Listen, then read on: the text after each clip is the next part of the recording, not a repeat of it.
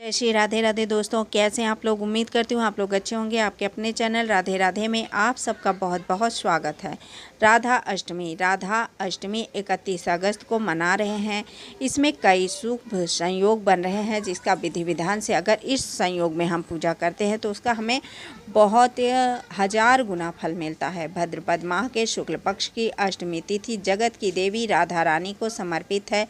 इस शुभ अवसर पर श्री जी की भक्ति भाव से पूजा की जाती है। सनातन धर्म में निहित है कि भाद्रपद माह के शुक्ल पक्ष की अष्टमी तिथि पर हम राधा रानी की पूजा करेंगे। इसी अष्टमी तिथि पर राधा रानी अवतरित हुई थीं। इसके लिए हर साल भाद्रपद माह में अष्टमी तिथि को राधा अष्टमी मनाई जाती है। राधा रानी के नाम जाप से व्यक्ति का उद्धार हो जाता है, वह पुण्य का फल का भागी बन जाता है। इसके लिए साधक श्रद्धा भाव से अष्टमी के दिन श्री जी और श्री कन्हैया जी की पूजा करते हैं। भाद्रपद माह के शुक्ल पक्ष की अष्टमी तिथि 30 अगस्त को देर रात 10:46 पर शुरू होगी। वहीं 31 अगस्त को देर रात 12:57 पर अष्टमी तिथि का समापन होगा। सनातन धर्म में सूर्योदय का मान्य है, इसलिए सूर्योदय की तिथि की ही गणना की जाती है। इसके लिए राधा अष्टमी का त्यौहार 31 अगस्त को मनाया जाएगा। राधा अष्टमी पर कई शुभ संयोग। अष्टमी पर सिंह राशि बुध और सूर्य ग्रह में प्रवेश कर बुधादित्य योग बन रहा है। साथ ही सिंह राशि में केतु, सूर्य और बुध के होने से त्रिग्रही योग का भी निर्माण भी हो रहा है।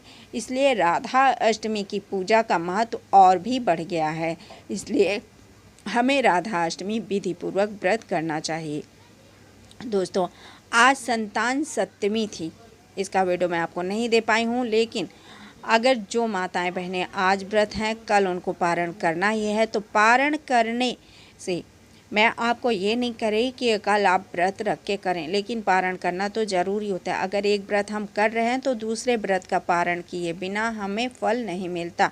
तो आज संतान सप्तमी है। बहुत सारी माताएं बहनें आज संतान सप्तमी का व्रत की हैं और इसलिए कल राधा अष्टमी का व्रत नहीं कर पाएंगी, तो वो राधा अष्टमी का पूजन विधिवत करें, उससे उनका व्रत का फल उन्हें वैसे ही मिल जाएगा। तो अब हम आपको ये बता रहे हैं कि विधि राधा अष्टमी की पूजा कैसे करें। तो इस विधि से करें पूजा। प्रातःकाल स्नान आदि से निवृत्त हो आप। इसके बाद आप मंडप बना के, नीचे मंडप बना के उसके मध्य में मिट्टी का या तांबे का कलश स्थापित करें। कलश पर तांबे का पात्र रखें। अब इस पात्र पर वस्त्र आभूषण से सुसज्जित करके राधा रानी की तस्वीर को या मूर्ति को स्थापित करें। तत्पश्चात राधा रानी का षोडोपचार से विधिवत उनका पूजन करें। ध्यान करें कि पूजा का समय ठीक मध्य का होना चाहिए। पूजन पश्चात पूरा उपवास करें अथवा ना करें, पर जिस प्रकार पूजा विधि आप है उससे कर लेंगी तो आपको पूजा का फल मिल जाएगा। उसके बाद आप भोजन करें। दूसरे दिन श्रद्धा अनुसार सुहागिन स्त्रियों तथा ब्राह्मणों को भोजन कराएं व उन्हें दक्षिणा दें।